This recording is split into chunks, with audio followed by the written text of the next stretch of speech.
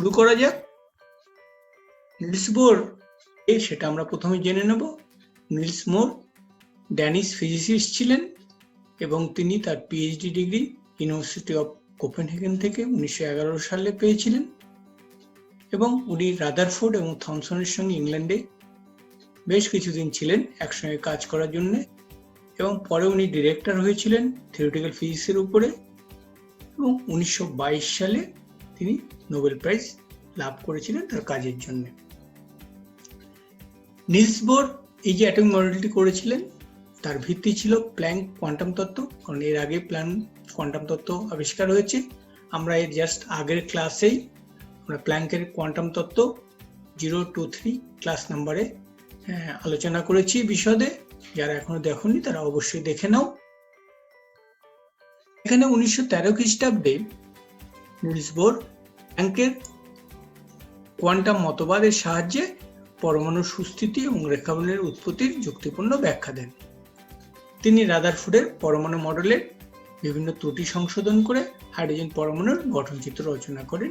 সেই জন্য এটাকে আমরা বোর পরমাণু গঠনচিত্র, বোরস অ্যাটমিক মডেল অথবা বোর রাদারফোর্ড মডেল নামেও অ্যাটমিক মডেল নামেও পরিচিত। এবার বোর যে তিনটি স্বীকার্য বিষয়ের উপরে তার মতবাদ প্রকাশ করেছেন সেটা আমরা এখন আলোচনা করব। তার মধ্যে নাম্বার 1, ইলেকট্রনগুলি নিউক্লিয়াসকে কেন্দ্র করে ইচ্ছে মতো যে কোনো বৃত্তাকার পথে বিচরণ করতে পারেনি, যেটা রাদারফোর্ড এই কথাটা বলেননি। রাদারফোর্ড নিউক্লিয়াস এবং ইলেকট্রন বলেছিলেন, কিন্তু যে নিউক্লিয়াসকে কেন্দ্র করে যে ইলেকট্রনগুলো ঘোরে সেটি নির্দিষ্ট কোনো বৃত্তাকার কক্ষপথ ছাড়া অন্য জায়গায় বিচরণ করতে পারে না, সেটি রাদারফোর্ড বলেননি, যেটি বিজ্ঞানী বোর বলেছেন। এবং তিনি বলেছেন যে কেবলমাত্র কতগুলি নির্দিষ্ট ব্যাসার্ধের বৃত্তাকার কক্ষপথে এটি আবর্তন করতে পারে। তাহলে এই যে নির্দিষ্ট ব্যাসার্ধ, এই ব্যাসার্ধগুলো কি হবে সেটা আমরা দেখব। সেটা সম্পর্কে বোর বলেছেন না যে এই ব্যাসার্ধ বৃত্তাকার কক্ষপথে যে ব্যাসার্ধগুলো হবে, সাপোজ একটা বৃত্তাকার আর, সে আরটি এমন ভাবে হবে যে তার কৌণিক ভরবেগ, তার মানে কৌণিক ভরবেগ আমরা জানি mvr, সেই mvr h/2π এর সরল গুণিতকে হবে। h আমরা জানি যে প্ল্যাঙ্ক কনস্ট্যান্ট এবং 2π আমরা জানি, এবং তার মানে কৌণিক ভরবেগ যেগুলো সেগুলো কোয়ান্টাইজড হয়, যে কোনো র্যান্ডমলি নাম্বার হবে না। তার মানে আমরা বলতে পারি যে mvr either h/2π হবে অথবা 2h/2π। এইভাবে আমরা করতে পারি যে nh/2π যখন n = 1 2 3 etc. তাহলে আমরা এটা বুঝতে পারলাম যে বোর বলেছিলেন যে নিউক্লিয়াসকে কেন্দ্র করে ইলেকট্রনগুলি যে কোনো বৃত্তাকার পথে বিচরণ করতে পারে না, নির্দিষ্ট ব্যাসার্ধের কতগুলি বৃত্তাকার পথে আবর্তন করতে পারে, এবং সেই বৃত্তাকার কক্ষপথগুলির ব্যাসার্ধ এমনভাবে হবে যেন তার কৌণিক ভর h/2π এর সরল গুণিতক হয়। এবং নিচে আমরা এটা ডিটেলসে আলোচনা করলাম। এবার আমরা বোরের দ্বিতীয় স্বীকার্য সম্পর্কে আলোচনা করব। সেকেন্ড পয়েন্ট উনি কি বলছেন না, এইসব নির্দিষ্ট বৃত্তাকার কক্ষপথে বিচরণকালে ইলেকট্রন কোনো শক্তি বর্জন বা শোষণ করে না, তার মানে কোনো এনার্জির এমিশন বা অ্যাবজর্পশন হবে না। অর্থাৎ এই নির্বাচিত কক্ষগুলিতে ইলেকট্রনগুলি স্থির না থাকলেও, কারণ ইলেকট্রন তো সবসময় তোমার ঘুরবে এবং এদের শক্তি স্থির থাকে, এবং তাই এগুলোকে স্থায়ী কক্ষপথ বা সুস্থির কক্ষপথ এবং স্টেশনারি অরবিট বলা হয়। এবং পরপর কোনো দুটি সুস্থির কক্ষপথের অন্তর্বর্তী এমন কোনো কক্ষপথের অস্তিত্ব নেই যেখানে এই ইলেকট্রন বিচরণ করতে পারে। আমরা একটা মডেলের মাধ্যমে এরপরেই আমরা দেখব। যখন ইলেকট্রন কোনো সুস্থির কক্ষপথে আবর্তন করে, তার মানে কোনো স্টেশনারি অরবিটে যখন আবর্তন করে, রোটেট করে, তখন বলা হয় ইলেকট্রনটি সুস্থির অবস্থায় আছে বা স্টেশনারি স্টেটে আছে। এবার আমরা বলতে পারি এখান থেকে এর ব্যাখ্যার মধ্যে কিছু কিছু আছে যে আমরা এই যে সুস্থির কক্ষপথগুলো আছে সেগুলোকে আমরা এক একটি শক্তি স্তর বলবো, এবং কোনো একটি নির্দিষ্ট কক্ষপথে আবর্তনশীল ইলেকট্রনের শক্তিকে ওই কক্ষপথের শক্তি রূপে গণ্য করা হয়, কারণ কক্ষপথের আলাদা করে শক্তি থাকে না, যে ইলেকট্রন যে কক্ষপথে ঘুরছে ইলেকট্রন যে শক্তি আছে সেগুলোই ওর কক্ষপথের শক্তি বলা হচ্ছে। নিউক্লিয়াস থেকে কক্ষপথ যত দূরে থাকে এই কক্ষপথের শক্তি ততই বেশি হয়, এবং নিউক্লিয়াস থেকে ক্রমবৃদ্ধি দূরত্ব মানে এই কক্ষপথগুলো যে ক্রমাগত বাড়ছে ডিস্টেন্স রেডিয়াস অনুপাতে, সেই অনুপাতে কক্ষপথগুলোকে আমরা যথাক্রমে কে এল এম এন হিসাবে উনি অভিহিত করেছেন এটসেট্রা। এইভাবে 7টি শক্তি স্তরে তিনি ভাগ করেছিলেন, এবং এখানে এই লেস দেন কথাটা করা আছে কারণ কে থেকে এল এর শক্তি বেশি এবং এল থেকে এম এর শক্তি বেশি এবং এম থেকে এন এর শক্তি বেশি, এইভাবে 7টি শক্তি স্তর করা হয়েছে। এবং এদেরকে যথাক্রমে নাম্বার হিসাবেও দিতে পারেন 1, 2, 3, 4, এইভাবে 7টি শক্তি স্তর আপ টু 7।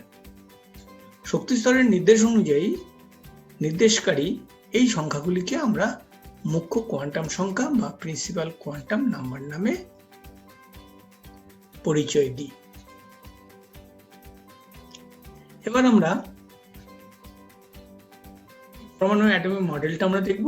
এর আগেই যে আলোচনাটা করেছিলাম যে n = 1, 2, 3, 4 এবং ডিস্টেন্স অনুপাতে হচ্ছে নিউক্লিয়াস থেকে, তার মানে এই যে n = যে শক্তি স্তর এর শক্তি স্তরটা সবচেয়ে কম এবং এরপরে n2 এর শক্তি স্তরটা বেশি,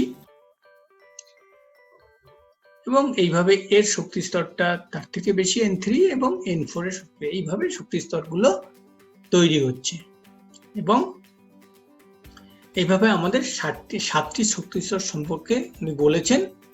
তার মানে k = 1, n = 1, যে k শক্তি স্তর যেটা আমরা এর আগেই বললাম, l অ্যাকচুয়ালি n = 2, এবং এইভাবে আস্তে 7টি শক্তি স্তর তার ডিস্টেন্স নিউক্লিয়াস থেকে বেশি হবে শক্তি বৃদ্ধি অনুযায়ী।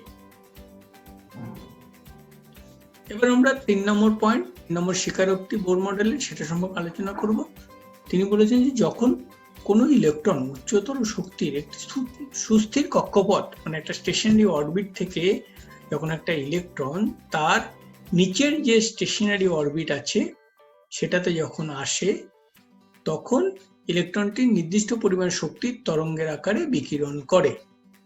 তার মানে উপর থেকে উপরে সাপোজ n4, এটাকে যেটা বললাম আমরা n4 যে শক্তি স্তর, সেখান থেকে যদি n3 তে মানে নিচে নেমে আসে, তাহলে সে এনার্জি কিছুটা এনার্জি এমিট করে দেবে এবং সেটা তরঙ্গের আকারে এমিশন হবে।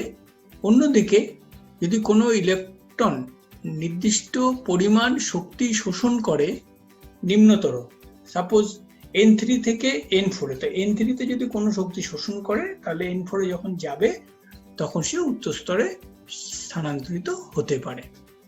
তার মানে কি হলো, যে একটা উচ্চ স্তর স্টেশনারি অরবিট থেকে যখন নিচে আসবে তখন সে এনার্জি সেটাকে তরঙ্গের আকারে সে এমিট করবে, এবং নিচে শক্তি স্তর থেকে উপরে যাবে তখন শক্তিকে সে অ্যাবজর্ব করে নিয়ে সে উপরে যাবে। কোনো অবস্থাতেই পরপর দুটি কক্ষপথের মধ্যেখানে কোনো ইলেকট্রন অবস্থিতি সম্ভব নয়। তার মানে এটা অনেকটা রেল স্টেশনের মতো, এক স্টেশন থেকে আরেক স্টেশনে যাবে কিন্তু মধ্যে কোনো জায়গায় গাড়ি দাঁড়াবে না। তার মানে ইলেকট্রনও ঠিক সেরকম, যে একটা স্থায়ী কক্ষপথ থেকে আরেকটা স্থায়ী কক্ষপথে যাবে কিন্তু মধ্যবর্তী কোনো জায়গাতে সে হল্ট করতে পারবে না। এটা তাহলে পরে বোরের তৃতীয় স্বীকারোক্তি। এবার আমরা এখানে একটা ফিগার আমরা দিয়েছি, দেখো যে কথাটা আমরা বলেছি সেখানে যে n1, n2, n3 এবং এক জায়গা থেকে যখন দেখো যখন এই যে n3 এই যে অংশটা, এটা যে n3 থেকে যখন নিচে যাচ্ছে, যখন n1 এ যাচ্ছে তখন সে কি করছে না শক্তিকে তরঙ্গের আকারে বিকিরণ করছে, এবং এটি ব্লু গ্রিন স্পেকট্রাল লাইন। এরপরে ক্লাসে আমরা এই নিয়ে ডিটেলসে আলোচনা করব যখন আমরা হাইড্রোজেনের লাইন স্পেকট্রাম নিয়ে আলোচনা করব। এবং সেইভাবে দেখো যে সে যখন উপরে যাবে, নিচ থেকে যখন উপরে যাবে তখন সে কি করবে, এনার্জি শোষণ করবে। এইভাবে আমরা দেখলাম যে এর যে মধ্যবর্তী যে অংশগুলো আছে, এই যে অংশগুলো, এই অংশগুলোতে ইলেকট্রন থাকতে পারবে না, এদের অবস্থিতি এখানে সম্ভব নয়।